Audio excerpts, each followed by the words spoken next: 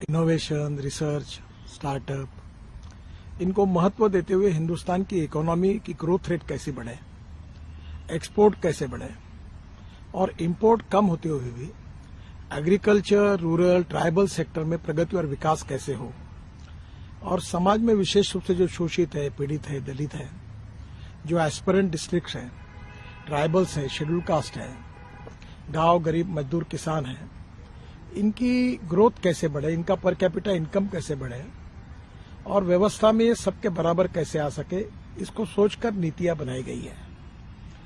जहां तक इंफ्रास्ट्रक्चर की बात है, मुझे बहुत खुशी है कि इसमें नए एडिशनल राष्ट्रीय महामार्ग का घोषणा होगी जो निर्माण होंगे।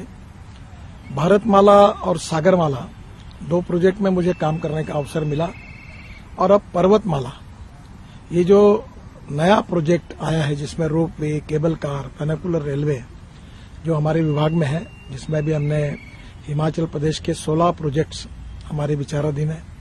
इसी साल हम 8 प्रोजेक्ट शुरू करेंगे और बड़े प्रमाण पर पहाड़ी क्षेत्र में है।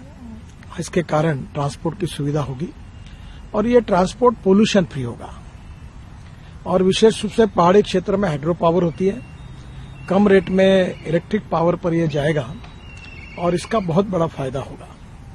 इंफ्रास्ट्रक्चर बढ़ने के कारण रोजगार निर्माण होंगे, नए भारत का निर्माण होगा और एक प्रकार से जब तक इंफ्रास्ट्रक्चर डेवलपमेंट नहीं होती तब तक एम्प्लॉयमेंट पोटेंशियल खड़ा नहीं होता।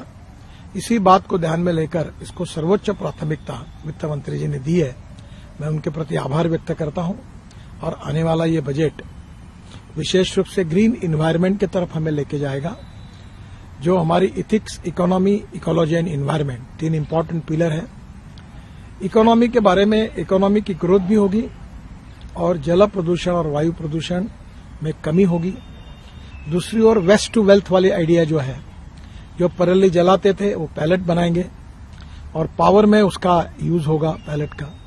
किसानों के लिए, किसानों के युवाओं के लिए, वहां के गांव के युवाओं के लिए नए रोजगार निर्माण होंगे।